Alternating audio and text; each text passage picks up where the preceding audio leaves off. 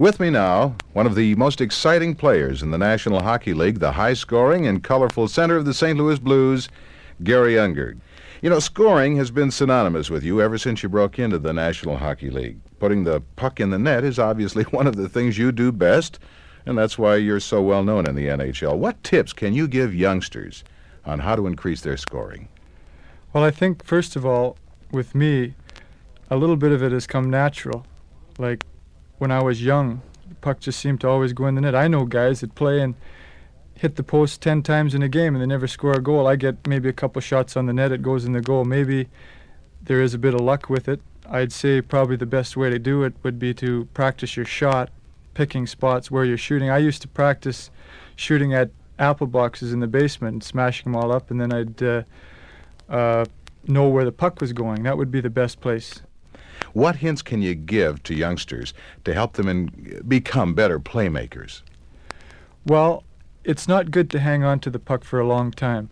It's a lot more difficult when you're a young player playing with 15 or 16 different guys. You're switching teams all the way around. When you play in the National League, you play with the same guys. You get to learn where they're going. Probably the best thing to do on passing the puck is not to slap the puck. It's the same thing as taking a wrist shot. You look where the puck's going, you follow your stick through, and you make the pass right to where you want to go. Garry, you know, there's been a lot of discussion, and of course last year there was quite a commotion in the NHL about the curved stick and how much should it be curved. What type of stick do you use, and what do you advise youngsters to think about regarding stick selection? I don't think a curved stick is really that good, especially for a center iceman, because the first thing that a professional coach looks at when he's watching a young player playing is if he can pass on his backhand. That means not turning and looking where you're passing on your backhand and on your forehand. I wouldn't suggest it. What happened to me when these curved sticks were coming out, I had scored something like 31 goals before Christmas. That's when Bobby Hull came out with the big hook stick, so I figured, well, I'll go to the hook stick. And at the end of the season, I had 35 goals. So actually, the straight stick, allowing you use of the backhand as freely as your forehand is an advantage. You know, there are many types of shots used in the NHL. You've mentioned some, the slap shot, the wrist shot. Of course, there's the flip shot, the backhand shot, just to name a few. Can you describe the shots that you've been successful with and just how and when you'd actually use them? My most successful shot is what you'd probably call the flick shot. It's done with the toe of the stick, and it's a slap shot and a wrist shot combined. I wouldn't advise it for young kids until they learn to do everything. This would probably be the last one to learn, because it's a shot that the best shot in the National Hockey League is a quick shot. And it's not always the hardest shot. Guys like to see the glass break at the back or put it right through the net or something like this. That's not what does it. Sometimes the slowest shot will go in as long as it's placed in the right spot. Another thing I would like to mention, if you could practice shooting while you're skating, not coasting into the net, just keep skating and shoot at the same time. Then as soon as you start coasting, the goalie knows that you've got to shoot at a certain time between that coasting, so he's ready. Let's talk about goaltenders, your favorite kind of people. There are all types in the National Hockey League. How do you size up their strengths and weaknesses, and how can you help our listeners to do the same thing? Well, that's really a difficult thing to do, because people are always different on each given night. The same as a hockey player doesn't play exactly the same game every night. They may have a style, and you have to study a person awful close to know all his moves. There's probably maybe 3 or 4 basic things that you watch in a goaltender. Some goaltenders aren't good on high shots. Some goaltenders are really quick with their hands and not too quick on their stick side. I think the best shot is a low shot, because a goaltender cannot move his feet half as fast as he can move his hands. And there's only 2 things that are on the ice, 2 little blades on the ice, and the whole other part of the net is open. It could even go underneath the pad by his skate. So you've only got the 2 little blades that are on the ice. So if you keep it down on the ice where he can't reach it with his glove, it's the best shot. Also, if you have a left-handed goalie, go for his stick side. because unless he is really fast with his feet, it's very difficult to stop a low sliding puck on his stick side. And the best thing to do is to get shots. Any shot on net is a potential goal. If you can have stick handle in 50 times, but if you don't get any shots, you're not going to have any potential goals. Garry, as a center iceman, one of your prime concerns, I'm certain, is face-offs. How do you manage to get the puck on the draw? Face-offs control the game. When you take a face-off and you get the puck back to your players, you have the puck and you've got control of the game. So every face-off is important, especially the face-offs in the defensive and the offensive end.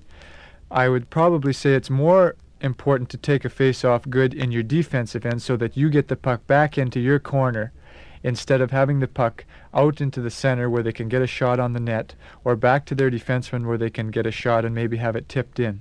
I think the main thing on taking a face-off is keeping your hands down low on the stick, your one hand down low, so that you have a lot of power, so that you're strong on the face-off. You got to watch the referee's hand all the time so that you know what he's going to do.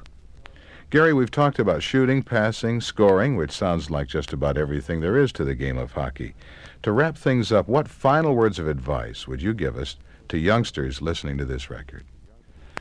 I think for a young player, there's probably all the basic things that we've been talking about in this record. Passing, shooting, skating. I think skating's probably the most important. You don't have to be on the ice to practice your shot. You can practice in the basement. You can practice out in the garage, as long as you don't smash the garage door all up. You can do almost, I think reflexes have a lot to do with it. Ping pong, that's good enough. Good for reflexes, Sure. Certainly.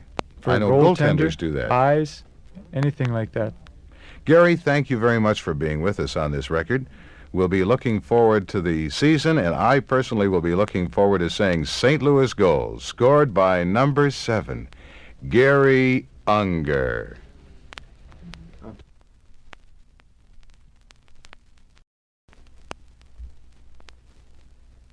We're going to introduce Barclay Plager, star defenseman of the St. Louis Blues, who has twice been selected as a member of the West Division All-Star team. Bark is a fellow who played in all 78 of the regular season NHL games with the St. Louis Blues last season. I guess conditioning must be a very important factor to you. With this record designed to help youngsters play hockey, how would you best advise them to get in shape and stay in shape? Well, we usually start pretty early. We start in about June to stay in shape. We start running. We start doing stretching exercise with our legs. We try to get in as good a shape as we can, because at training camp we start off and we do a lot of skating and we go right at it. And if you don't come in very good shape, you pull muscles, you can hurt yourself, because it's an awful game for body contact. We just do a lot of stretching, a lot of running, play handball, tennis, anything to get our legs in shape. Now, are there any special or unusual pre-game warm-ups to help you get mentally and physically prepared? Well, usually for the NHL players, mentally, it's just the teams we play. It's professional. It's so important. We just go out on the ice. We're always up for it that way. But if you're at the rink, you'll notice we go out 15 minutes ahead of time before the game starts, and we skate around both ways, take shots on the net, do some stretching exercise, and that usually warms us up for the game. Barclay, the defensemen in the National Hockey League are always up against some pretty great forwards. You've faced just about all of them. Often you must find yourself facing a high-scoring guy coming down on a one-on-one situation, maybe a Phil Esposito coming down on your side. What do you do in a one-on-one situation like that against a high scorer? Well, first of all, I'd have to give, there'd be two different kinds of a player coming down on you. There's the Phil Esposito. When I notice he's got the puck and coming down at me, I try to back up very slowly, because Phil isn't that good a skater, but he's a very good stick handler, and try to play the body with him. Then I've got a guy like Yvon Cornway, who's a very good skater, and who I have to be going at top speed backwards all the time. I try to keep him on an angle and lead him into the corner, because if I give myself away, he can outskate me and cut around me. Well, do you kind of pick a spot on the body of the player, or do you just watch his whole body, or...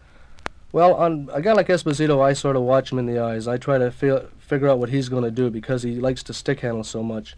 With a guy like Yvon Conway, I watch his shoulders and that to see if he's going to turn or if he's going to try and give me a fake and outskate me. What do you think are some of the key ingredients that make for a top defenseman in the NHL? Well, it's Bobby Orr has proved this point with the rushing and all that. The defenseman now in the NHL has got to be able to skate backwards very good, be able to turn fast, and to skate forward fast, and to be able to carry a puck and shoot. I think you have to be a good skater, you have to have a good and accurate shot, and you have to have a good anticipation. Well, speaking of anticipation, so many times in the years that the Blues have been here in St. Louis, I have seen you go to your knees at just the right time and stop a shot on your knees or on your body or on your arms, and I wince every time I see it. How do you figure out exactly when to go down? Well, that takes a lot of practice, and the big thing in that is timing. I can remember when I first started going down in shots, I was getting them on my back and on the back of my legs, and I was turning my head all the time. But I used to watch Al Arbor, and I noticed that he used to practice when we were practicing on the ice to, just as a guy came down on him right in front of me, just go down. If the guy shot or if he didn't shoot, he just practiced going down in front of the fella. And I think timing is the most important, well, it is the most important thing for blocking shots. Barclay, would you advise youngsters that are learning to play hockey now to practice on dropping to stop shots like that? I wouldn't tell them if they were too young to start it, because it can be dangerous if you don't do it right. But when they get to be 13, 14, 15 years old, I think the thing they shot is to have the guy within 3 or 4 feet of you, and to go down on your knees, and you try to be in a straight, with from your waist up, so that the shot, if it does get high, it's not going to go any higher than it's going down. Use a rubber puck or a plastic one until they get their timing. Now, other checks that are important, too, along with stopping a puck with your body, of course, there's the poke check and the famous Plager hip check. Would you have any comment and any suggestion on how youngsters could learn to handle that? Well, where the puck goes, or he's got his head up or down, he's never watching the defenseman he was coming in at. And the idea of catching a guy with a hip... There are good penalties and bad penalties. Could you explain for our young hockey players the difference between a good penalty and a bad one? Well, that's true, Reed. I would say that a bad penalty is a hooking penalty in the other team's end, because there's no chance of them scoring. They're in their own end, and usually it's just a matter of a player being tired that he'll hook him coming out of the end or trip him or grab a hold of him. It hurts a team when you have to kill a penalty like that. A good hard coming down the ice, really jolt him, or if a guy breaks around you and it's just between him and the goaltender and you have to pull him down, or if a guy's in front of the net and the goalie's out and you have to grab his stick or grab a hold of him. There are many good penalties in the game, and there are many bad ones. Bark, there are a lot of youngsters listening to this record who would really love to grow up to be you. Now, that's a compliment to you. What's the best advice you could give to a youngster in St. Louis today who wants to become a professional hockey player? Well, first of all, I'd have to say skating is very, very important. And in St. Louis, they don't have a long winter. So I would say as much ice time as they can get. They've got to get all the ice they can possibly get and work very hard in it. And they've got to practice not just skating frontwards, skating backwards, turning, being able to hop across the ice, all different exercises for balance, speed, and mobility. And I'd say the other exercise I would tell them to do are shooting. If they can skate and shoot, there's always a job in the NHL for them. Thank you, Barclay, for all of the people who've been listening. Thank you for your contributions to the St. Louis Blues. Mr. Barclay Plager, star defenseman of the St. Louis Blues, twice selected as a member of the West Division All-Star team, and a man no opposing forward takes lightly.